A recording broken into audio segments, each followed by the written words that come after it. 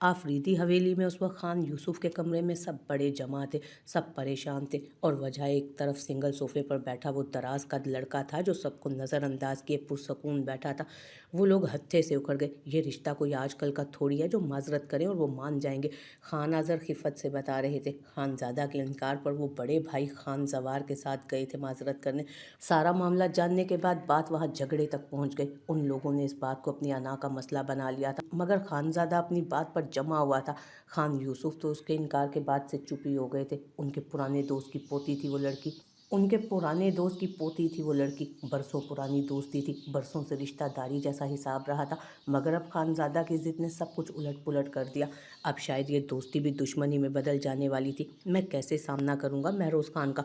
उनकी बच्ची इस घर के लिए बैठी रही। और अब खान यूसुफ ने बोलते हुए खानजादा को देखा, जो अब भी सुकून से सामने सोफे पर टांग चढ़ाए मोबाइल पर मसरूफ़ था। सब उसी को सुनवाया जा रहा था, लेकिन शायद वो कुछ एहसास कर ले, मगर उसे फ़र्क ही नहीं पड़ रहा था। वो दांत पीसते उसे देख कर रह गए। उनसे बात करते। खानजादा नहीं मान रहा तो क्या हुआ, वो इस घर की ही बहू बनेगी।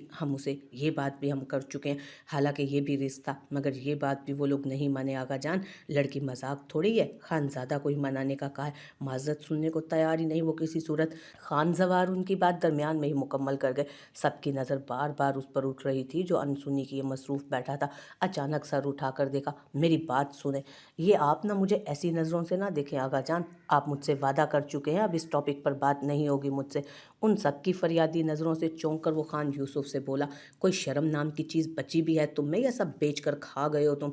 मैं सर उठाने के काबिल नहीं रहा, और तुम्हें अभी भी अपनी ही परवाह है? क्या कमी है लड़की में आखिर? खान यूसुफ भड़क ही तो उठे थे।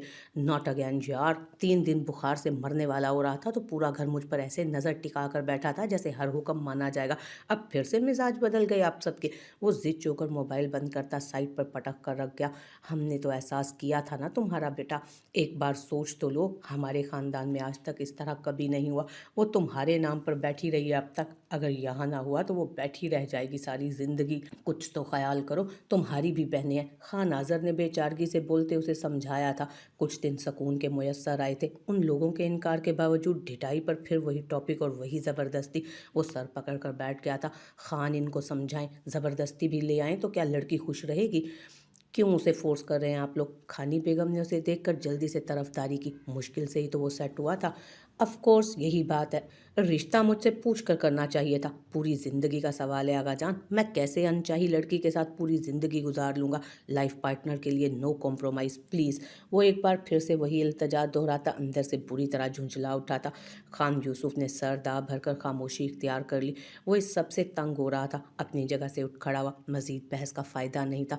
वो उनकी इज्जत रखने के लिए सारी उम्र के लिए ये सरदर्दी नहीं पाल सकता था अपने सर। खान यूसुफ जानते थे वो ज़िद्दी है और सिर्फ अपनी खुशी पर ही कायम रहेगा, तभी खामोश रहे और इस बार फिर से वो गलती नहीं दोहराइएगा।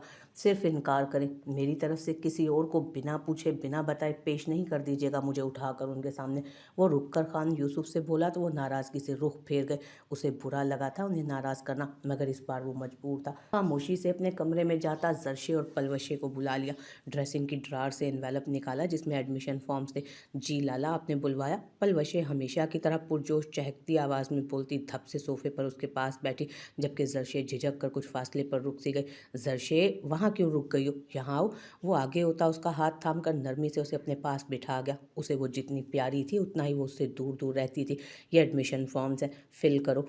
अब तुम दोनों यूनिवर्सिटी जाओगी। मैं आगा जान से बात कर चुका हूँ, मगर मुझे रिज़ल्ट बहुत अच्छा चाहिए, जैसे दरख्शां और दुरिया का रिज़ल्ट होता है। वो उन्हें समझाते हुए खान जावर की बेटियों का हवाला देकर बोला, जो हॉस्टल में रहकर पढ़ती थी और कभी कभी वीकेंड पर घर आती थी। वो दोनों ज़हीन थी। दरख्शां इंजीनियरिंग और दुरिया मेडिकल की स्टूडेंट थी। सना बेगम की बड़ी बेटी की शादी तो यावर खान से कर दी गई थी, मगर छोटी बेटियों के लिए वो डट गई और शहर पढ़ाई के लिए भेज दिया। आगा जान खामोश हो गए। वो पलवशा और जरशे की शादी करना चाहते थे, मगर खानजादा उनका शौक़ देखकर उन्हें पढ़ाना चाह रहा था। एक साथ दो फैसलों में मुखालफत करने पर खान यूसुफ उससे बहुत नाराज़ थे, मगर वो बज़िद था। जानता था उसके बाद बदले में आगा जान उसे सरदारी सौंपेंगे जिसका इनकार करना मुश्किल हो जाएगा। उसने गहरा सांस भरकर उन उन दोनों को देखा जो खुश बैठी फॉर्म्स देख रही थी। वो मुस्कुराया।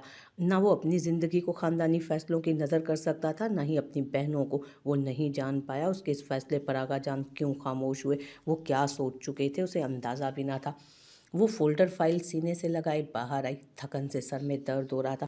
पिछले 3 दिन से ग्रुप प्रोजेक्ट में उसका सोना खाना पीना सब डिस्टर्ब हुआ था। बेजार चेहरा लिए भी मोबाइल निकालकर ड्राइवर को कॉल करने ही वाली थी जब अचानक ईसा सामने आन रुका।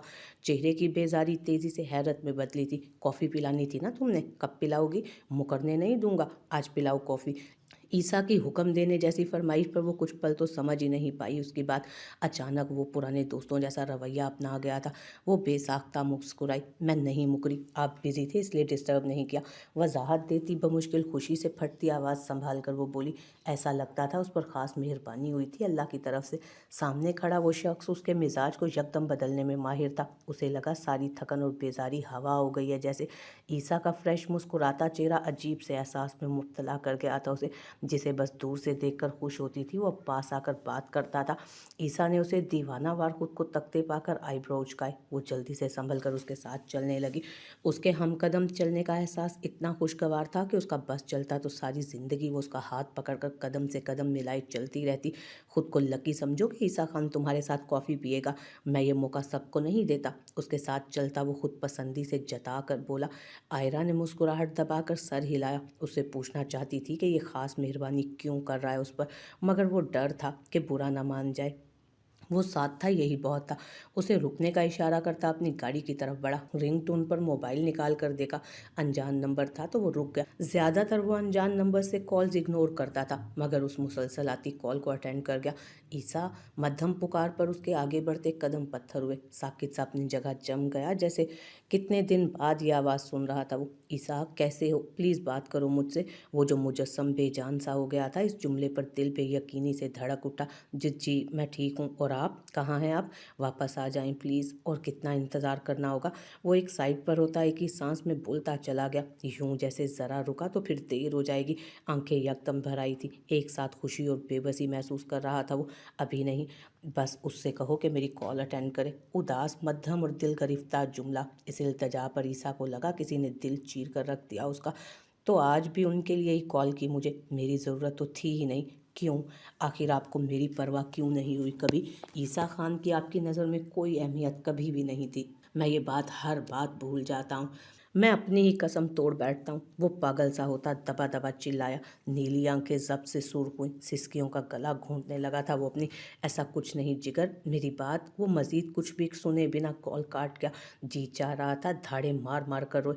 अपने पीछे आती आयरा को बिना देखे तेज़ी से गाड़ी में बैठा और वहाँ से निकलता चला गया। आयरा हैरत ज़दा सी उसे जाता देख रही थी। उसे लगा वो रो रहा है। उसने सिसकी सुनी थी, मगर बेयकीनी थी। वो हर वक्त खिलखिलाने वाला इंसान किस गम में मुब्तला था। वो बेचैन सी वहीं खड़ी रह गई। वो यूनिवर्सिटी से निकलता रोड पर आया और फिर अचानक एक जगह गाड़ी रोककर स्टीयरिंग पर सर रखता शिद्दत दर्द से रो पड़ा था।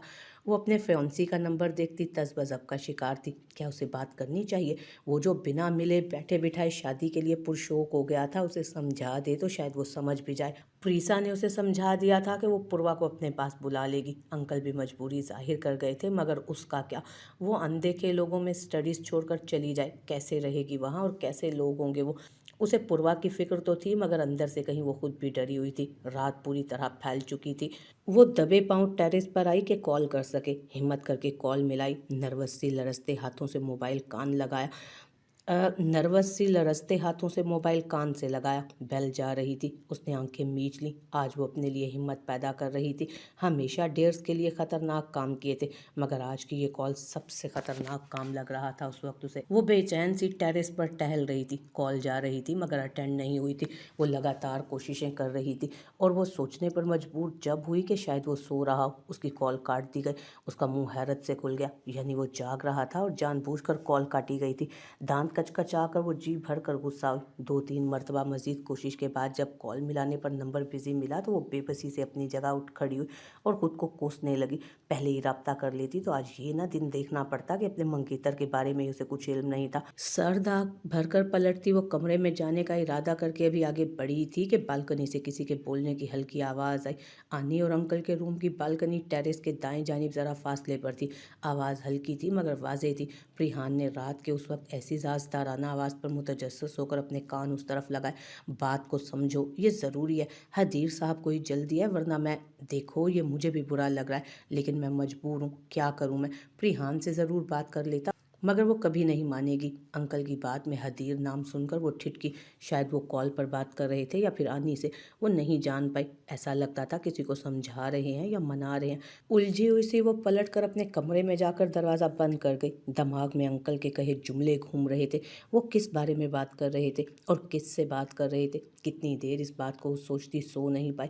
करवट बदल कर पूर्वा पर नज़र पड़ी जो अपने अज़ली मखसूस अंदाज में उलझी बेतरतीब सी होशो हवास से बेगाना सो रही थी। उसने मुस्कुराकर उसको खींचकर उस पर चादर फैलाई और झुककर शिद्दत से उसके गाल चूमे। वो कसमसा कर करवट बदल गई। वो भी सब बातों को जहन से झटक कर सोने की कोशिश करने लगी। वो उन दोनों को हॉस्टल ले जाने के लिए तैयार होकर बाहर निकला। पलवशे और जरशे का सामान मुलाजिम गाड़ी में रख रहे थे। पूरा घर उनको रवाना करने के लिए जमा हो चुका था। नसीहतें और हिदायत जारी थी। वो मुस्कुराया। दुरिया और दरख्शां का भी यही हाल होता था शुरू में। अब इन दोनों की बारी थी। वो सबसे मिलते दोनों खान आजर के सामने पहुंची तो पलवशे को सीने से लगाकर उन्होंने जरशे के सर पर सरसरी सा हाथ टिकाकर सर हिलाया। वो सर झुकाए एक कदम पीछे हट गई। दावर और जावर के अलावा गुलजान ही उसको लिपट कर मिल रही थी। उसे ये बात बुरी तरह चुभी थी। सर्द नज़रों से बाप को देखता वो आगे बढ़कर जरशा को अपने हिसार में लेकर गाड़ी की तरफ बढ़ा। उसकी मोहब्बत और तवज्जो पर जरशा की आंखें झिलमिलाईं। हॉस्टल की कोई ज़रूरत नहीं, आजकल लड़कियां हॉस्टल में भी महफूज नहीं। दुरिया और दरख्शां के पास छोड़ देना, वहाँ पूरी सिक्योरिटी है। एक ड्राइवर और गाड़ी उनके लिए वहाँ रहने देना। मैं वही वार्निंग दोहराऊंगा जो उन दोनों के लिए थी। मुझे अगर कभी शिकायत मिली तो गर्दन उतार कर ज़मीन में गाड़ दूंगा, वापस नहीं लाऊंगा यहाँ। आगा जान वहाँ पहुँचे तो दोनों से मिलकर खानज़ादा से बोले। उन दोनों ने खौफ से आगा जान को देखा। आप फ़िक्र मत करें, ये खानज़ादा की बहनें हैं, इनको पता है कहाँ और कैसे रहना है। खानज़ादा ने एतमाद से जवाब देकर उन दोनों को बैठने का इशारा किया और ड्राइवर को दूसरी गाड़ी में भेजकर खुद ड्राइविंग सीट संभाल ली। पलवशा आगे उसके साथ बैठी थी जबकि हमेशा की तरह जरशा पूरी चादर में छुपी पीछे सर झुकाकर बैठी थी। पूरे रास्ते वो उसके लिए ही परेशान होता रहा। खान आज़र का उससे रवैया, उसकी घर वालों से झिझक और छुपना उसे दुख में मुब्तला करता था और ऐसा करने की वजह कहीं नज़र नहीं आती थी। उसने कई बार खान आज़र से इस बारे में बात की थी मगर वो उसे तुम्हारा वहम कहकर टाल गए। मगर वो उसका वहम हरगिज़ नहीं था। गुलजान वन्नी में आई औरत थी तो उनकी बेटी का क्या कसूर था? अपने बाप का गुलजान और जरशा से नफ़रत आमेज़ रवैया उसे अपने बाप से ही दूर कर रहा था। दुरिया दरख्शां का वैसे तो ननियाल भी शहर में था मगर आगा जान की हिदायत पर उन्हें खानज़ादा ने अपने पर्सनल अपार्टमेंट में शिफ्ट कर दिया था। 2 बेडरूम्स का लग्जरी अपार्टमेंट उन दो के लिए ज़रूरत से बढ़कर था। उस बिल्डिंग में सिक्योरिटी का टाइट सिस्टम होने के बावजूद अलग से सिक्योरिटी का इंतज़ाम भी किया गया था। उन लोगों की बहुत लोगों से दुश्मनियाँ थी। तभी आगा जान के अलावा वो खुद भी मुतमईन नहीं हो पाता था। उन्हें वहाँ पहुँचाकर उसने बमुश्किल 1 घंटा थकन उतारी और वहाँ से वापस हुआ। पलवशे, मुझे यकीन है तुम दोनों अपना ख्याल रखोगी, बस वादा करो जरशे का भी ख्याल रखना। उसने आने से पहले अलग से पलवशा को समझाया तो वो सर हिला गई। इससे सबसे ज़्यादा फिक्र जरशा की सताती थी। मोबाइल पर मैसेज की बीप पर उसने मैसेज ओपन किया। प्लीज़ कॉल अटेंड करो, मुझे तुम लोगों का रवैया तकलीफ़ दे रहा है, माफ़ी नहीं मिल सकती क्या? उस मैसेज को पढ़कर बेसाख्ता लब भींचकर मोबाइल सीट पर फेंका उसने और सीट पर सर टिकाकर आंखें बंद कर ली। उसकी थकन का ख्याल करके ड्राइवर ने गाड़ी की स्पीड बढ़ा दी। नहीं मूसा, इतनी आसानी से तो माफ़ी नहीं मिलेगी, वो ज़ेरे लब बुड़बुड़ाया। पहली बार जब कॉल आई थी तो बेसाख्तगी में वो अटेंड कर गया था मगर दोबारा ये गलती नहीं दोहराने वाला था। उसे अंदाज़ा था कि अगर उसे कॉल पर ही सब मयस्सर आ जाएंगे तो वो कभी नहीं लौटेगा। उसे वो दिन याद आया जब हंसता मुस्कुराता ज़िंदगी से भरपूर मूसा यकदम चुप चुप सा हो गया था। जाने ऐसा क्या हुआ था जो वो बार बार पूछने पर भी टालता रहा कि एक दिन अचानक ही सबके दरमियान शादी की ख्वाहिश कर बैठा था। हाँ तो करो शादी, ज़रूर करो, मैंने तुम्हारे लिए पलवशे का सोचा हुआ है, आगा जान खुशी से बोले। उसे और मूसा दोनों को ही झटका लगा। उसे इसलिए कि वो उसकी नज़र में अभी छोटी थी और मूसा को इसलिए कि वो किसी और को पसंद करता था जबकि बाकी सब खुश हुए थे, शायद पलवशा भी। नहीं आगा जान, मैं किसी और से शादी करना चाहता हूँ, मेरी यूनिवर्सिटी फ़ेलो है। अच्छे घर की लड़की है वो। और तो निकले ना तुम भी बाप जैसे। तुम लोग इसलिए ही तो पढ़ने जाते हो, गैरत मर गई है तुम लोगों की। मुंह उठाकर पसंदीदगियां बताने बैठ जाते हो। अपने बाप से कहो ले जाए रिश्ता, उसे तो वैसे भी कोई एतराज़ ना होगा। आगा जाम भड़क कर बोलते उठकर चले गए थे। सना बेगम खिफ़्फ़त से सुर्ख चेहरा लिए नाराज़ नज़र खान जावर पर डालकर अपने कमरे में जा चुकी थी। कुछ वक्त पहले का खुशगवार माहौल मूसा की बात ने सन्नाटे में बदल दिया था। उसे खान जावर ने समझाना चाहा और शायद वो मान जाता, मगर सना बेगम उसके लिए डट गए। आगा जान ने बस तंजिया नज़र खान जावर पर डाली, गोया जताते हों एक शहरी मॉडर्न और पढ़ी लिखी बीवी लाने का नुकसान देख लो। सना बेगम में खानी बेगम जैसा रख रखाव और दबदबा नहीं था, ना ही आगा जान के फैसलों पर सर झुकाना आता था उन्हें। वो अपने बच्चों के हर फैसले के लिए इसी तरह सबके सामने खड़ी हो जाती थी। और फिर मूसा की शादी हो गई। आमना प्यारी और सुलझी हुई लड़की थी, मगर उसे अपनी मर्जी से लाने वाले मूसा का रवैया उसे अजीब सा था। ऐसा क्यों था, किसी को परवाह नहीं थी। सना बेगम की अनाज जीत गई थी। आगा जान को उनके गलत फैसले का नतीजा जताना था। खान जावर को नाराज़गी दिखाना मकसूद थी और बाकी सबका उसकी ज़िंदगी से लेना देना नहीं था कुछ। लेकिन खानज़ादा को परवाह थी और फिक्र भी। मूसा मोहब्बत करते थे ना, अपनी मर्जी से पूरे घर के खिलाफ जाकर ब्याह कर लाए हो उसे। फिर ये सर्द और जिल्लत भरा रवैया क्यों रखा हुआ है, ये क्या मजाक है। उसने दुरुस्त लहजे में पूछे जाने वाले सवाल पर वो तमस्कर से हंसता उसे हैरान कर गया। मोहब्बत? मैंने ऐसा कब कहा था जिगर, ये बस शादी है, वो बीवी है मेरी, मोहब्बत तो कहीं नहीं। उसके लहजे में अजियत थी, वो अजियत में था और आमना को भी अजियत में रखे हुए था। खानज़ादा शॉक्ड रह गया उस बेहिसी पर। वो उलझ गया था। गाड़ी झटके से रुकी तो वो माजी से निकला। शाम का साया फैल चुका था। सामने रोशनियों से चमकता खूबसूरत मगर छोटा सा घर था। हॉर्न पर गेट खोल दिया गया। एक झटके से गाड़ी अंदर जा रुकी।